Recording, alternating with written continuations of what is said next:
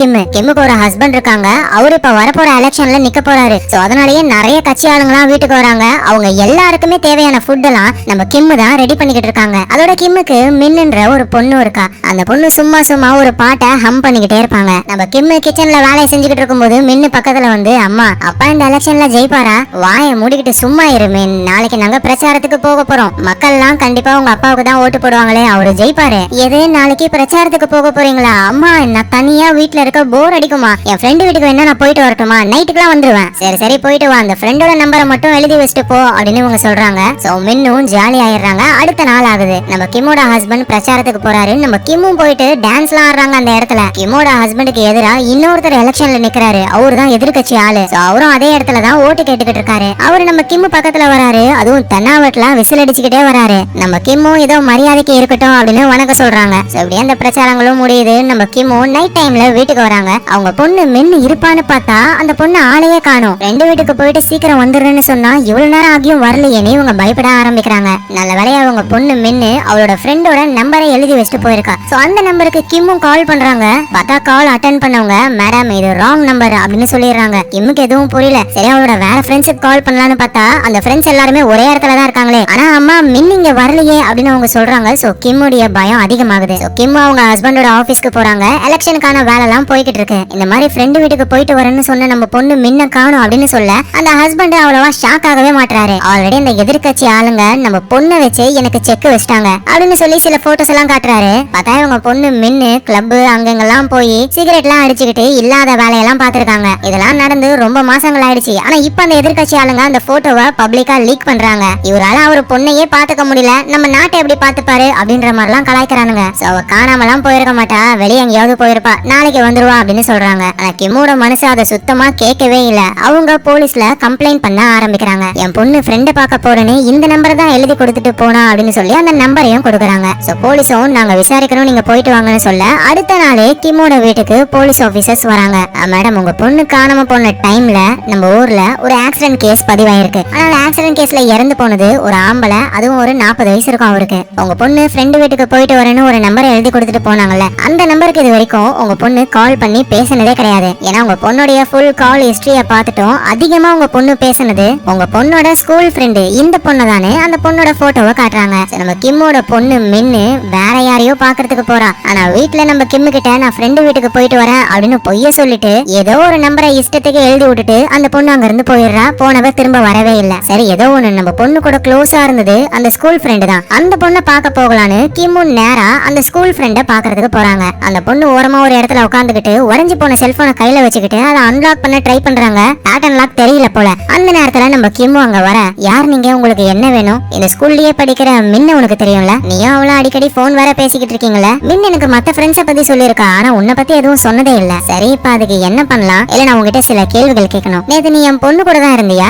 என் பொண்ணு எங்க இருக்கா அப்படின்னு எதுவும் உனக்கு தெரியுமா அப்படின்னு சொல்லி கேட்கும் பொழுது அந்த ஸ்கூல் ஃப்ரெண்டும் நடந்த ஒரு விஷயத்த சொல்றாங்க. நேத்து நைட்டு நானும் மின்னும் தான் ரோட்ல நடந்து வந்துகிட்டு இருந்தோம். மழை நல்லா பேஞ்சுக்கிட்டு இருந்தது. கையில இருக்கிற பேகாலேயே தலைய நினையாம நாங்க பாத்துக்கிட்டோம். ஆனா அப்போ ஒரு கார் வந்தது. அந்த கார்ல மின் ஏறி போய்கிட்டே இருந்தா. அவ யார் கூட எங்க போனா எதுவும் எனக்கு தெரியாது அப்படின்னு அந்த ஸ்கூல் ஃப்ரெண்டு சொல்றா. இதை கேட்ட கிம்மு மின்னு யார் கூட போயிருப்பா அப்படின்னு யோசிச்சுக்கிட்டே அந்த ஸ்கூல் ஃப்ரெண்ட பார்க்கும் பொழுது அந்த பொண்ணு கையில ஒரு வாட்ச் கட்டிக்கிட்டு இருக்கா. அந்த வாட்சை பிடிச்சிட்டு, இந்த வாட்ச் எப்படி உன் கையில வந்தது? ஏன்னா இது என்னோட வாட்ச், பொய் சொல்லாத, இந்த வாட்ச் என்னோட பொண்ணோடது, என் ஹஸ்பண்ட் அவளோட பர்த்டேக்காக பிரசன்ட் பண்ணது, ஒழுங்கு மரியாதையா சொல்லு, இந்த வாட்ச் எப்படி உன் கையில வந்தது? இது என்னோட வாட்ச் தான் அப்படின்னு அந்த ஸ்கூல் ஃப்ரெண்டும் கைய உதறி விட்டுட்டு அங்க இருந்து போயிடுறா. சோ கிம்மு ஸ்கூலோட ரெக்கார்ட்ஸ் எல்லாம் பாக்குறாங்க. அவங்க பொண்ணு மின்னு அப்புறம் அந்த ஸ்கூல் ஃப்ரெண்ட் ரெண்டு பேரையுமே கம்பேர் பண்ணி பார்க்கும் பொழுது அவங்க ரெண்டு பேரோட மார்க்குமே கிட்டத்தட்ட சேம் மாதிரியே இருக்கு. இதுல விஷயம் என்னன்னா, முன்னாடிலாம் அவங்க ரொம்பவே கம்மியான மார்க் வாங்கிட்டு இருந்தாங்க. ஆனா இப்ப இவங்க ரெண்டு பேருமே நல்ல மார்க் வாங்குறாங்களா? இந்த இடத்துல தான் கிம்முக்கு ஏதோ ஒரு விஷயம் இருக்கு அப்படின்னு டவுட் வருது. சோ நம்ம பொண்ணு எங்க போயிருப்பா, என்ன ஆகிருக்கும் அவளுக்குன்னு இவங்க யோசிச்சுக்கிட்டே இருக்காங்க. ஆனா நம்ம கிம்முடைய ஹஸ்பண்ட் இருக்காருல, அவருக்கு அதை பத்தி எல்லாம் கவலையே இல்ல. அவர் மைண்டுக்குள்ள ஓரத்துலாம் எலெக்ஷன் தான். சோ எலெக்ஷன்ல எப்படியாவது ஜெயிக்கணும்னு ஒண்ணு காணாம போயிட்டா அதை கூட கண்டுக்காம சுத்திக்கிட்டு இருக்காரு. ஆனா நம்ம கிம்முக்கு எலெக்ஷன் அது இது எல்லாத்த விடவுமே அவங்க பொண்ணு மின்னு தான் உயிரே. சோ எப்படியாவது நம்ம பொண்ணை கண்டுபிடிக்கணும்னு யோசிக்கும் போதுதான் மின்னுடைய லேப்டாப்ப கண்டுபிடிக்கிறாங்க. அந்த லேப்டாப் ஓபன் பண்ணி மெயில செக் பண்ணும் பொழுது எக்கச்சக்க மெயில் வந்திருக்கு. எல்லாத்தையும் ஒன் பை ஒன் ஓபன் பண்ணி பார்க்கும் பொழுது எல்லாமே நார்மலான மெயில் தான். சந்தேகப்படுற மாதிரியான மெயில்ஸ் எதுவும் இல்ல. எங்க நம்ம கிம்மோட ஹஸ்பண்ட் அவரோட பொண்ணு காணாம போயிட்டாங்களே, அதை வச்சு வேற லெவல்ல ஒரு ட்ரிக் பண்றாரு. எதிர்கட்சிக்காரங்க என் பொண்ணை கடத்திட்டாங்க அப்படின்னு அதுல ஒரு சிம்பத்தியை கிரியேட் பண்ணி பயவுல இப்ப நிறைய ஓட்ட வாங்கலாம்னு பிளான் பண்ணுது. நம்ம கிம்மோ அவங்க பொண்ணோட கிளாஸ் டீச்சரை பார்க்க போறாங்க. அவங்க கிட்ட போய் கேட்கும் பொழுது அவங்க ஒரு வீடியோவை ப்ளே பண்ணி காட்டுறாங்க. இவங்க பொண்ணு மின்னும் அப்புறம் அந்த ஸ்கூல் ஃப்ரெண்டு அவங்க 2 பேருமே அப்படியே ஸ்டேஜ்ல பாட்டு பாடிக்கிட்டே ட்ரம்ஸ் எல்லாம் வாசிக்கிட்டு இருக்காங்க. ஆனா மத்த பசங்க எல்லாம் இந்த பவுடரு அது இதுன்னு ஸ்டேஜ்ல தூக்கி போட்டு இவங்க 2 பேரையும் அசிங்கப்படுத்துறாங்க. கரெக்டா மின்னு காணாம போன அன்னைக்கு தான் இந்த விஷயம் நடந்தது. இதை உங்ககிட்ட இன்ஃபார்ம் பண்ணலாம் தான் நினைச்சோமே, ஆனா அதை பாத்தீங்கன்னா நீங்க ரொம்ப கஷ்டப்படுவீங்கன்னு தான் உங்ககிட்ட சொல்லவே இல்ல. மேபி மின் இதனாலதான் கோச்சுக்கிட்டு எங்கேயாவது போயிட்டாலோ அப்படின்னு அவங்களுக்கு தோணுது. நம்ம கிம் யாருக்கிட்ட என்ன கேட்டாலும் வேலைக்கே ஆகாது. கிம்முக்கு ஹெல்ப் பண்ணக்கூடிய ஒரே ஆளு அந்த ஸ்கூல் ஃப்ரெண்ட் தான். சோ போலீஸ் கிட்ட போயிட்டு அந்த பொண்ணை நம்ம விசாரிச்சா எல்லா உண்மையும் தெரியும் அப்படின்னு சொல்றாங்க. ஆனா போலீஸ் முடியாதுன்னு சொல்றாரு. அது ஸ்கூல் படிக்கிற பொண்ணு, நம்ம இஷ்டத்துக்கு ஸ்டேஷனுக்கு கூட்டிட்டு போயிட்டு விசாரிக்கலாம் முடியாது. ஆனா சார் புரிஞ்சுக்கோங்க, என் பொண்ணை பத்தி இந்த ஸ்கூல் ஃப்ரெண்டுக்கு தான் தெரியுமே, நம்ம எப்படியாவது விசாரிச்சுதான் ஆகணும் அப்படின்னு கேட்கும் பொழுது போலீஸும் ஓகேன்னு சொல்லி அந்த ஸ்கூல் ஃப்ரெண்டை ஹிப்னடைஸ் பண்ற ஒரு இடத்துக்கு கூட்டிட்டு போறாங்க. அங்க ஹிப்னடைஸ் பண்ணி அந்த பொண்ணு கிட்ட இருந்து விஷயங்களை கறக்க ட்ரை பண்றாங்க. நீ கடைசியா மின்ன எங்க பார்த்த, என்ன நடந்தது அப்படின்னு கேட்கும் பொழுது அந்த பொண்ணு அந்த ஹிப்னடைஸ் நிலைமையிலேயே சொல்ல ஆரம்பிக்கிறான். நானும் மின்னும் ரோட்ல நடந்து வரும் பொழுது ஒயிட் கலர் கார் ஒண்ணு வந்தது, அந்த கார்ல மின் ஏறி போயிட்டா. அந்த விஷயத்த ஆல்ரெடி நம்ம கிம் கிட்டயே அந்த பொண்ணு சொல்லிட்டா. ஆனா இவங்களுக்கு இன்னும் இன்ஃபர்மேஷன் வேணும். ஹிப்னடைஸ் பண்றவரும் கார்ல ஏறி போனதை நீ பார்த்த அப்படின்னா காரோடைய நம்பரையும் பார்த்திருப்ப, அந்த நம்பர் என்ன அப்படின்னு கேக்குறாங்க. காரோடைய நம்பர் எல்லாம் நான் சரியா கவனிக்கல அப்படின்னு சொல்லும் பொழுது நான் சொல்றத அப்படியே கற்பனை பண்ணு, அந்த கார் உனக்கு பக்கத்துல கிராஸ் ஆகி போகுது, நீ அந்த நம்பர் பிளேட்டை பாத்திருக்க, நீ பாக்கலனாலும் உன்னுடைய ஆள் மனசு அதை நோட் பண்ணி வச்சிருக்கோம், அது என்னன்னு நல்லா யோசி, கண்டிப்பா உனக்கு அந்த நம்பர் தெரியும் அப்படின்னு சொல்ல பார்த்தா அந்த பிளேட்ல நம்பர் உருவாகுது. அந்த நம்பரையும் அந்த பொண்ணு சொல்ல ஆரம்பிக்கிறான். ஆனா என்ன கடைசி ஒரு 2-3 நம்பர் மட்டும் சரியா தெரியல. சரி ஏதோ ஒண்ணுன்னு அந்த நம்பரை நோட் பண்ணி வச்சிருக்காங்க. அப்புறம் இன்னொரு கேள்வியும் கேக்குறாங்க, மின்னு எதுக்காக அந்த கார்ல ஏறி போகணும், எங்க போறா மின்னு அப்படின்னு கேட்கும் பொழுது அவ சவுல் சிட்டிக்கு தான் போறா. எதுக்காக போகணும், ஏன்னா அவளுக்கு சிங்கர் ஆகணும்னு ஆசை, அதுக்காக தான் போறா. இப்படின்னு அந்த பொண்ணு சொன்ன உடனேயுமே ஹிப்னடைஸ் நிலைமையில இருந்து அந்த பொண்ணை நார்மல் ஆக்கிடுறாங்க. எம்மும் போயிட்டு சிங்கர் ஆகணும்னு என் பொண்ணு சோல் சிட்டிக்கு போயிருக்கா கரெக்டா, என்ன என்கிட்ட கேக்குறீங்க, நீ தானே சொன்ன, நான் எப்ப சொன்னேன்னு அந்த பொண்ணு திரும்ப கேக்குறாங்க. ஏன்னா ஹிப்னடைஸ் நிலைமையில அந்த பொண்ணு சொன்னது எதுவும் அந்த பொண்ணுக்கு ஞாபகத்துல இல்ல, ஏதோ உளவி இருக்கும் போல. இவங்களுக்கு தேவையான சரியான எவிடன்ஸ் எதுவுமே கிடைக்கவே இல்லை. நம்ம பொண்ணு மின்னு எங்க போயிருப்பான்னு இவங்க தலைய பிச்சுக்கிறாங்க. கிம்மோட ஹஸ்பண்ட் கவலையே இல்லாம எலெக்ஷன் வேலையை பாத்துக்கிட்டு இருக்காரு. சோ கிம் நல்லா யோசிச்சுக்கிட்டு இருக்காங்க. அப்பதான் அவங்களுக்கு ஒரு விஷயம் தெரிய வருது. கிம்மோட பொண்ணு மின்னு எப்பவுமே ஒரு பாட்டை அப்படியே ஹம் பண்ணிக்கிட்டே இருப்பாங்க. அந்த பாட்டை வேற யாரோ ஒருத்தர் பாடின மாதிரியே இவங்களுக்கு தோணுது. நல்லா யோசிக்கும் போதுதான் அந்த எதிர்கட்சி ஆள் ஒருத்தர் இருப்பார்ல, அவரு மின்னு ஹம் பண்ணாங்கல்ல அந்த சாங்க தான் விசில் அடிச்சுக்கிட்டே வருவாரு. ஒருவேளை உண்மையிலேயே நம்ம பொண்ணு கடத்தினது அந்த எதிர்கட்சி ஆளா இருக்குமோ அப்படின்னு உங்களுக்கு டவுட் எல்லாம் வருது. சிம்பிளா சொல்லணும்னா பொண்ணு காணாம போனதுல இருந்தே அவங்க பைத்திய மாதிரி பண்ண ஆரம்பிச்சிட்டாங்க. வீடு ஃபுல்லா எல்லாத்தையும் கிழிச்சு மைக் இருக்கான்னு தேடுறாங்க. என்னன்னு கேட்டா அந்த எதிர்கட்சி ஆளு நம்ம வீட்டுல மைக்க செட் பண்ணி நம்ம பேசத்த ஒட்டி கேட்டுக்கிட்டு இருக்கான். அப்படிதான் நம்ம பொண்ணு பாடின பாட்டு அவனுக்கு தெரிஞ்சிருக்கு அப்படின்னு சொல்றாங்க. அப்புறம் ரோட்ல இந்த சாமியார் மாதிரியான ஆளுங்க எல்லாம் இருப்பாங்கல்ல, அவங்க கிட்ட போயிட்டு என் பொண்ணை நான் திரும்ப பாக்கணும் அப்படின்னு வேண்டுறாங்க, கால்ல விடுறாங்க. அவங்கள அதை சடங்கு மாதிரிலாம் பண்றாங்க. இந்த நேரத்துல அந்த ஸ்கூல் ஃப்ரெண்ட் இருக்கால, அவகிட்ட உடைஞ்சு போன ஒரு மொபைல் இருக்குமே, அதோடைய பேட்டர்ன் லாக்க போட்டு போட்டு போட்டு ஒரு வழியா அது அன்லாக் ஆயிடுது. பார்த்தா அந்த போன்ல நம்ம கிம்மோட பொண்ணு மின்னு இறந்து போன மாதிரி ஒரு போட்டோ இருக்கு. அதோட அடுத்த நாளே போலீஸ் ஒரு காட்டு பகுதி கிட்ட ஒரு பொண்ணுடைய டெட் பாடியை கண்டுபிடிக்கிறாங்க. அது யாரோடதுன்னு செக் பண்ணும் பொழுது நம்ம கிம்மோட பொண்ணோடதுதான். அவ்வளவுதான், எல்லாருமே ஷாக் ஆகுறாங்க. அந்த பொண்ணுக்கான ஃபியூனரலும் நடக்குது. அங்க அந்த ஊருடைய பிரஸ் மீடியான்னு எல்லாருமே வந்துடுறாங்க. கேமரா முன்னாடி நம்ம கிம்மோட ஹஸ்பண்டும் அப்படியே அழுதுகிட்டே இறுதி அஞ்சலியை செலுத்துறாரா அவரோட பொண்ணுக்கு. ஆனா நம்ம கிம் தூரமா நிக்கிறாங்க.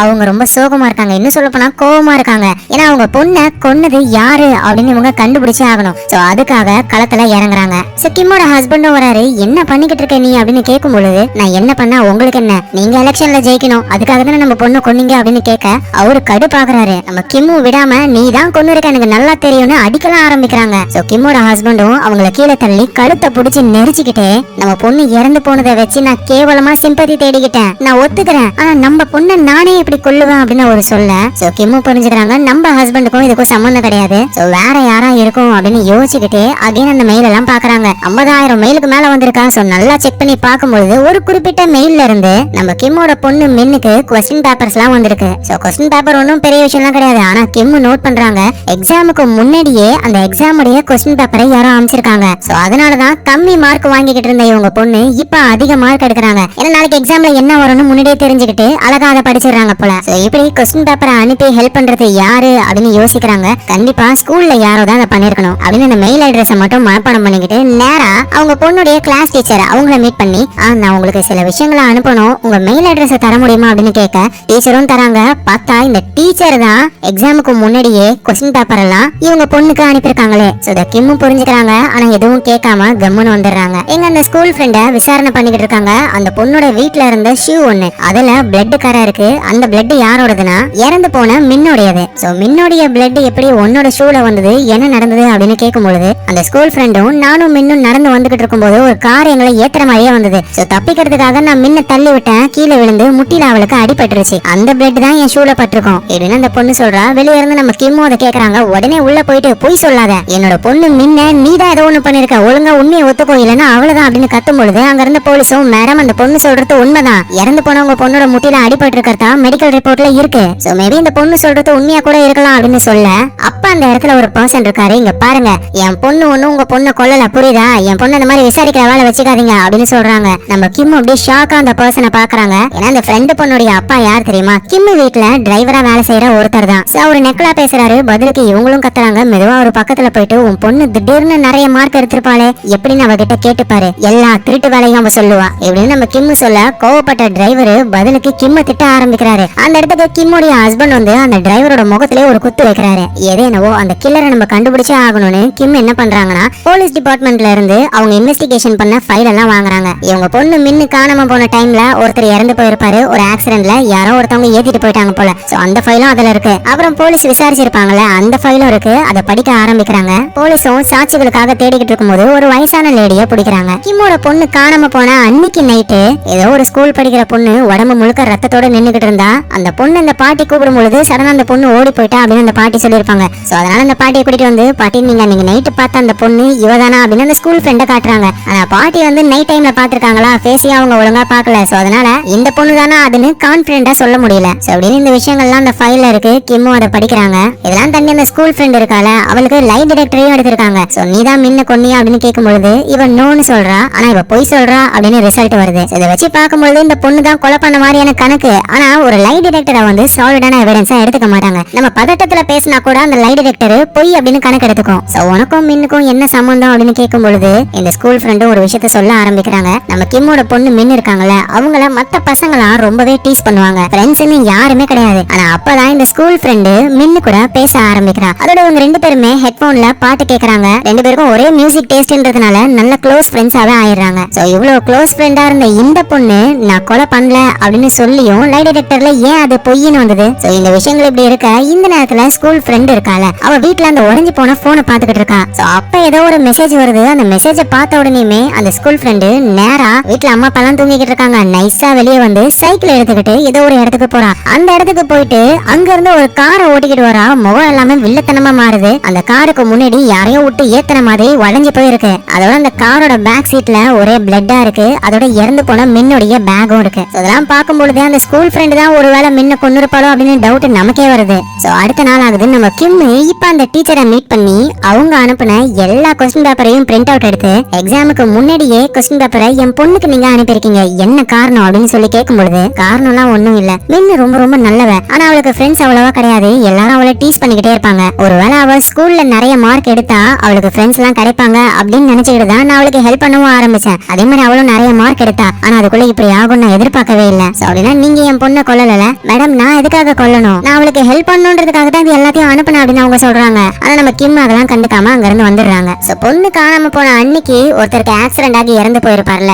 அந்த லொகேஷனுக்கு கிம் வந்து அப்படியே சுத்தி பாத்துக்கிட்டே இருக்காங்க. அப்ப பின்னாடி இருந்து ஏதோ ஒரு பர்சன் கிம் அட்டாக் பண்ணி பக்கத்திலேயே ஆள் நடமாட்டம் இல்லாத ஒரு இடத்துக்கு கிம்ம கொண்டு போய் அவங்களுடைய இடுப்பு கிட்ட கரெக்டா அதுவும் எலும்புக்கு மேல ஒரு ஒளிய வச்சு தட்டு தட்டுன்னு தட்டுறான். சோ கிம்மும் வலியில துடிக்கிறாங்க. அப்போ ஒரு பர்சன் வந்து நல்லவழியா கிம்ம காப்பாத்துறாங்க. சோ கிம்மையும் ஹாஸ்பிடல்ல சேர்க்கறாங்க. கிம்முக்கு எந்த ப்ராப்ளமும் இல்ல. ஆக்சுவலா கிம் அட்டாக் பண்ண அந்த பர்சன் யாருன்னா அந்த எதிர்க்கட்சி ஆளுங்க இருக்காங்கல்ல, அதுல ஒருத்தர் தான் அட்டாக் பண்ணிருக்காரு. நல்லவழியா கிம்முடைய ஹஸ்பண்ட் கிம்ம வாட்ச் பண்றதுக்காக ஒரு பாடி கார்டு மாதிரி ஒருத்தர் ஏற்பாடு பண்ணி வச்சிருக்காரு. அவர் தான் வந்து இப்ப கிம்ம காப்பாத்திருக்காரு. நியூஸ் மீடியான்னு அந்த எதிர்க்கட்சி ஆளுங்களை போட்டு கிளின்னு கிளிக்கிறாங்க. சோ கிம்மோட ஹஸ்பண்டும் இதுக்கு மேல நீ ரொம்ப ஜாக்கிரதையா இருக்கணும்னு ஒரு டேசரை கொடுக்கறாரு. அதுல இருந்து ஹை வோல்டேஜ் கரண்ட் வரும், யாராவது நம்மள அட்டாக் பண்ண வந்தாங்கன்னா அவங்களுக்கு ஷாக் கொடுத்து நம்ம எஸ்கேப் ஆயிடலாம். சோ கிம் அதை வாங்கிக்கிறாங்க. அடுத்த நாளும் ஆகுது. டீச்சர் வந்து ஒரு வீடியோவை காட்டிருப்பாங்கல்ல, கிம்மோட பொண்ணும் அந்த ஸ்கூல் ஃப்ரெண்டும் மியூசிக் பாட்டுலாம் பாடுவாங்க, எல்லாரும் கலாய்ப்பாங்கல்ல. அந்த வீடியோவை நல்லா பார்க்கும் பொழுது சில பொண்ணுங்களா அந்த பர்ஃபார்மன்ஸை என்ஜாய் பண்றாங்க, வேற லெவல் மின் அப்படின்னு சப்போர்ட் பண்றாங்க. சோ அந்த பசங்களை பிடிச்சி என்ன ஏதுன்னு விசாரிக்கும் பொழுதுதான் மின்னு இறந்து போனதை நினைச்சு அந்த பசங்க ரொம்ப சோகத்துல இருக்காங்க. அதோட கண்டிப்பா ஸ்கூல் ஃப்ரெண்டு மின்ன கொலை பண்ணிருக்க மாட்டா, வேற யாரோ தான் பண்ணிருக்காங்க அப்படின்னு அவங்க நம்புறாங்க. ஏன்னா அவங்க ரெண்டு பேரும் எப்பவுமே ஒன்னா தான் இருப்பாங்களே, அவங்களோட சாங்ஸ்னா எங்களுக்கு ரொம்ப ரொம்ப பிடிக்கும். ஒரு இடத்துல இருந்துதான் அவங்க சாங் எல்லாம் பிராக்டிஸ் பண்ணுவாங்க, அப்படி எடுத்த ஒரு வீடியோ அப்படின்னு சொல்லி ஒரு வீடியோவையும் அந்த பொண்ணு கொடுக்குறா. சோ கிம்மும் அந்த வீடியோல ஒரு பாலடைஞ்சு படம் பில்டிங் மாதிரி இருக்கு, அந்த லொகேஷனுக்கு போக ஆரம்பிக்கிறாங்க. உள்ள போய் பார்த்தா கிட்டாரு, ட்ரம்ஸ், அந்த இடமே வேற லெவல்ல இருக்கு. சோ இந்த இடத்துக்கு தான் வந்து கிம்முடைய பொண்ணு மின்னும் அந்த ஸ்கூல் ஃப்ரெண்டும் ஒன்னா பிராக்டிஸ் எல்லாம் பண்ணுவாங்க. அந்த இடத்த நம்ம கிம் பாத்துக்கிட்டு இருக்கும் போதே ஒரு கவர்ல நிறைய பணம் இருக்கு. அதை பார்த்து கிம்மும் பயந்து போறாங்க. இவ ஸ்கூல் படிக்கிற பொண்ணு இவ்வளவு பணம் எப்படி இவகிட்ட வந்தது அப்படின்னு அந்த இடத்த சுத்தி தேடும் பொழுது புதருக்கு நடுவுல ஒரு கார் இருக்கு. அந்த காருக்குள்ள இறந்து போன நம்ம கிம்முடைய பொண்ணு மின்னுடைய பேகும் நிறைய ரத்த கரையும் இருக்கு. இவங்க கன்ஃபார்மே பண்ணிடுறாங்க நம்ம பொண்ணு கொன்னது இந்த ஸ்கூல் ஃப்ரெண்ட் தான் அப்படின்னு சொல்லி. எப்படியா இருந்தாலும் அந்த பொண்ணு இந்த இடத்துக்கு வருவாள, சோ அதனால வெயிட் பண்றாங்க. அதுக்கு ஏத்த மாதிரியே அந்த ஸ்கூல் ஃப்ரெண்டும் அந்த இடத்துக்கு வரா. வெளியே கார் நிக்கிறத பார்த்துட்டு மின்னுடைய அம்மா இங்க வந்துட்டாங்க அப்படின்னு புரிஞ்சுக்கிட்டு நேரா உள்ள போயிட்டு ட்ரம்ஸை வாசிக்க ஆரம்பிக்கிறா வெறித்தனமா. நம்ம கிம்மும் அந்த பணத்தை எல்லாத்தையும் அப்படியே கொட்டி காமிச்சு இவ்வளவு பணம் எங்க இருந்து வந்தது, என்ன பண்ண, என் பொண்ணை கொல்ல சொல்லி உங்ககிட்ட யாரு சொன்னது அப்படின்னு கேட்கும் பொழுது அந்த ஸ்கூல் ஃப்ரெண்டும் ரொம்ப கஷ்டப்பட ஆரம்பிக்கிறா. இப்பதான் ஒரு பெரிய ட்விஸ்டையே உடைக்கிறா. என்னோட ஃப்ரெண்டு மின்ன நான் ஒன்னும் கொல்லல, எங்க டீச்சர் தான் ஆள் வச்சு கொன்னது அப்படின்னு சொல்ல நம்ம கிம் ஷாக் ஆகுறாங்க. எங்க டீச்சர் அவங்க பாய் ஃப்ரெண்ட் கூட ஒன்னா இருக்கிற வீடியோவை நாங்க எடுத்தோம். அந்த வீடியோவை வச்சு டீச்சரை பிளாக்மெயில் பண்ண ஆரம்பிச்சோம். எக்ஸாம்ல நாங்க அதிக மார்க் எடுக்கணும்னு கொஸ்டின் பேப்பர் எல்லாம் முன்னாடியே கேட்டோம். அவங்களும் எக்ஸாமுக்கு முன்னாடியே அதை கொடுத்தாங்க. எங்களுக்கு பெரிய மியூசிக் ஆர்டிஸ்ட் ஆகணும்னு ஆசை, ஆனா எங்க கிட்ட காசு இல்ல. அதனால எங்களுக்கு இவ்வளவு பணம் வேணும்னு டீச்சரை பிளாக்மெயில் பண்ணோம். டீச்சரும் ஒரு நாள் நாங்க கேட்ட பணத்தை தரோம், நைட் டைம்ல ஒரு இடத்துக்கு வர சொன்னாங்க. நாங்களும் வெயிட் பண்ணிக்கிட்டு இருந்தோம். ஒரு குப்பை தொட்டில பணத்தை போட்டு வச்சிருந்தாங்க. மின்னும் அந்த பணத்தை எடுக்கலான்னு பொழுது தூரத்துல இருந்து ஒரு காரு வேகமா வந்து மின்னை இடிச்சுது. அந்த இடத்துலயே மின்னு இறந்து போயிட்டா. கார் ஓட்டிட்டு வந்தவனும் கீழே இறங்கி வந்து மின்ன போட்டோ வேற எடுத்தான். என்னோட ஃப்ரெண்டு மின்ன கொன்னவன சும்மா விடக்கூடாதுன்னு அவனோட காரை எடுத்து திரும்ப அவனையே ஏத்தி கொன்ன. அங்க இருந்த பணம், இறந்து போன மின்னு எல்லாத்தையும் கார்ல போட்டுக்கிட்டு இந்த இடத்துக்கு வந்தேன். அப்புறம் மின்னையும் காட்டு பகுதியில புதைச்சிட்டேன். மின்னு காணாம போன அன்னைக்கு ஒரு ஆக்சிடென்ட் கேஸ் ஆகிருக்கும், ஒருத்தர் இறந்து போயிருப்பார்ல, அவரை கொன்னது யாருன்னா இந்த ஸ்கூல் ஃப்ரெண்டு தான். அந்த டீச்சர் தான் ஆளை செட் பண்ணி மின்ன கொன்னு இருக்கணும். மின்ன கொன்னால அவனோட போன் என்கிட்ட தான் இருக்கு, எப்படியோ அதை நான் அன்லாக் பண்ணிட்டேன். அதுல அடிக்கடி ஒரு மெசேஜ் வருது, வேலையை முடிச்சிட்டியா அப்படின்னு ஸ்கூல் ஃப்ரெண்டு மொபைலையும் கொடுக்க நம்ம கிம்மும் போன் எடுத்துக்கிட்டு அங்க இருந்து போயிடுறாங்க. அடுத்த நாள் ஆகுது. இன்னைக்கு எலெக்ஷன் டே. ஆல்ரெடி கிம்மோட ஹஸ்பண்ட் அவரோட பொண்ணு இறந்து போனதெல்லாம் வச்சு சிம்பத்தி காட்டி நிறைய மக்கள் அவருக்கு தான் ஓட் போடுறாங்க. அவர் அந்த எலெக்ஷன்லயே ஜெயிக்கிறாரு. சோ நைட் டைம் ஆகுது. கிம்மோட பொண்ணு மின்னி இறந்து போன அந்த இடத்துல ஒரு புதருக்குள்ள நம்ம கிம்மு ஒளிஞ்சுக்கிட்டு இருக்காங்க. யாருக்காக இவங்க வெயிட் பண்றாங்கன்னா கொலை பண்ணவனுடைய அந்த போனுக்கு அடிக்கடி மெசேஜ் வருதுல, வேலையை முடிச்சிட்டியான்னு. அந்த ஆளுக்கு இவங்க ஒரு மெசேஜ் அனுப்புறாங்க, வேலையை கச்சிதமா முடிச்சிட்டேன், ஆனா அதுல ஒரு பெரிய ப்ராப்ளம் இருக்கு, என்ன நேர்ல மீட் பண்ணுங்க அப்படின்னு இந்த லொகேஷனை போட்டு அனுப்புறாங்க. அந்த கொலைகாரன் அனுப்பின அந்த பர்சன் கண்டிப்பா இங்க வந்துதான் ஆகணும்னு இவங்க வெயிட் பண்றாங்க. சோ அதே மாதிரி ஒரு காரும் வருது. அதுல இருந்து ஒரு பர்சன் இறங்குறாரு. நம்ம கிம்மு அவங்க கையில இருக்கிற அந்த டீச்சர் மூலியமா ஷாக்க கொடுக்குறாங்க. யாரான்னு பார்த்தா அது கிம்முடைய ஹஸ்பண்ட் தான். சோ இப்பதான் நமக்கும் எல்லா விஷயமும் புரிய வருது. அந்த ஸ்கூல் ஃப்ரெண்டு கிட்ட இருந்து போன் எல்லாம் வாங்கிக்கிட்டு நம்ம கிம்மு நேரா டீச்சரை பார்க்க தான் போறாங்க. வர்ற காண்டுல டீச்சரை கொல்லாம் தான் நினைக்கிறாங்களே, ஆனா டீச்சர் இப்ப பிரெக்னெண்டா இருக்காங்க. சோ அதனால டீச்சர் எதுவும் பண்ணாம என்ன ஆச்சு எல்லாத்தையும் சொல்லு அப்படின்னு சொல்ல டீச்சரும் சொல்ல ஆரம்பிக்கிறாங்க. ஒரு நாள் உங்க பொண்ணு மின்னும் அந்த ஸ்கூல் ஃப்ரெண்டும் எனக்கு ஒரு கிஃப்ட் கொடுத்தாங்க, கார் ஏர் ஃப்ரெஷ்னர். அதை என்னோட கார்ல செட் பண்ணிக்கிட்டு நானும் டெய்லி ஸ்கூலு வீடுன்னு போய்கிட்டு இருந்தேன். ஆனா அவங்க ரெண்டு பேரும் அந்த ஏர் ஃப்ரெஷ்னர்ல ஒரு கேமராவை செட் பண்ணி வச்சிருக்காங்க. நானும் என்னோட பாய் ஃப்ரெண்டும் க்ளோஸா காருக்குள்ள இருக்கும் பொழுது அந்த கேமரா வழியா வீடியோவை அந்த பசங்க ரெக்கார்ட் பண்ணி என்ன பிளாக்மெயில் பண்ண ஆரம்பிச்சாங்க. நீ உன் பாய் ஃப்ரெண்ட் கூட க்ளோஸா இருந்தா என் பொண்ணுங்க எதுக்கு பிளாக்மெயில் பண்ணணும், நீ ஏன் பை பண்ணணும் அப்படின்னு சொல்லி கேட்கும் போதுதான் அந்த டீச்சர் சொல்றாங்க அந்த பாய் ஃப்ரெண்டே உன்னோட புருஷன் தான் அப்படின்னு சொல்ல நம்ம கிம்மும் அப்படியே ஷாக் ஆயிடுறாங்க. சோ கிம்முடைய ஹஸ்பண்ட்னால தான் இந்த டீச்சர் இப்ப பிரெக்னெண்டா வேற இருக்காங்களே. அந்த பசங்க என்ன பிளாக்மெயில் பண்ணாங்க, கொஸ்டின் பேப்பர்லாம் வேணும்னு கேட்டாங்க, நானும் கொடுத்தேன். ஆனா திடீர்னு என்கிட்ட நிறைய பணம் கேட்டாங்க, எனக்கு என்ன பண்றதுன்னு தெரியல. உன்னோட ஹஸ்பண்ட் கிட்ட தான் விஷயத்த சொன்னேன், அவரு தான் கொல்றதுக்கு ஆளுங்களை அனுப்புனாரு, அந்த ஆளு தான் உன் பொண்ணை கொன்னுட்டான் போல அப்படின்னு சொல்ல நம்ம கிம்முக்கு சும்மா வெறி தலைக்கு மேல ஏறுது. அவங்க ஹஸ்பண்ட போட்டு தொழணும்னு நினைக்கிறாங்க. சோ அதனாலதான் பிளான் பண்ணி ஹஸ்பண்ட் இந்த இடத்துக்கு வர வச்சு இப்ப புடிச்சிட்டாங்க. கை காலெல்லாம் கட்டி போட்டு அவருக்கு முன்னாடி அப்படியே பணம் தள்ளி கொட்டுறாங்க. சோ அந்த கொலைகாரனுடைய போன்ல இருந்து அடிக்கடி வேலையை முடிச்சாச்சா அப்படின்னு ஒரு மெசேஜ் வரும்ல, அந்த நம்பருக்கு இவங்க கால் பண்றாங்க. கிம்முடைய ஹஸ்பண்டுடைய போன் தான் ரிங் அடிக்குது. வேலையை முடிச்சாச்சான்னு கேட்டீங்கல்ல, அவன் வேலையை முடிச்சிட்டான், போட்டோ எடுத்து வச்சிருக்கான் பாக்குறீங்களா அப்படின்னு அந்த போன்ல இருக்கிற போட்டோவை காட்டுறாங்க. இறந்து போன நம்ம கிம்முடைய பொண்ணு தான் அது. அதை பார்த்துட்டு ஹஸ்பண்டும் ஷாக் ஆகுறாரு. இன்னும் சொல்ல போனா அந்த டீச்சர் பொம்பளை இருக்கால, அவ வந்து உங்க பொண்ணு தான் பிளாக்மெயில் பண்றா அப்படின்னு சொல்லல, இந்த மாதிரி நம்ம ஒன்னா இருந்த வீடியோ வச்சு என்ன பிளாக்மெயில் பண்றாங்க அப்படின்னு யாரோ எவரோ மாதிரி சொல்றா. இது தெரியாத கிம்மோட ஹஸ்பண்ட் யாரையோ கொல்ல போறோம் அப்படின்னு கொலைகாரன் அனுப்ப போனவன் இவங்க பொண்ணையே கொன்னுட்டான். இந்த விஷயத்தை கிம்மோட ஹஸ்பண்டும் புரிஞ்சுக்கிறாரு. அவரும் ரொம்ப கஷ்டப்பட்டு அழ ஆரம்பிக்கிறாரு. ஆனா என்ன இருந்தாலும் தப்பு தப்பு தான், நம்ம பொண்ணு சாகிறதுக்கு நீதான் காரணம் அப்படின்னு சொல்லி அவங்க ஹஸ்பண்ட போட்டு செம்ம அடி அடிக்கிறாங்க. இந்த பிளாஸ்டிக் கவர் எல்லாம் எடுத்து முகத்துல சுத்தி அவர் அங்கேயே போட்டு தரலாம் அப்படின்னு நினைக்கும் போது சடனா அந்த கவர் எல்லாம் ரிமூவ் பண்ணி நான் எதுக்காக உன்னை கொல்லணும், இதெல்லாம் நீ எதுக்காக பண்ண, நம்ம பொண்ணு இறந்து போயிட்டா, அந்த விஷயத்தையே சிம்பத்தியா கிரியேட் கிரியேட் பண்ணி எலெக்ஷன்ல ஜெயிச்சிட்டேன். அப்புறம் இதே இடத்துல நான் ஒரு நாள் இருக்கும் பொழுது எதிர்கட்சி ஆள் ஒருத்தன் என்ன சாகடிக்கிறதுக்கு வந்தான். ஆனா இந்த விஷயத்தெல்லாம் பண்ணது எதிர்கட்சிக்காரன் கிடையாது, நீ தானே ஆளை செட் பண்ணி அனுப்பியிருக்க. எதுக்காக பண்ண?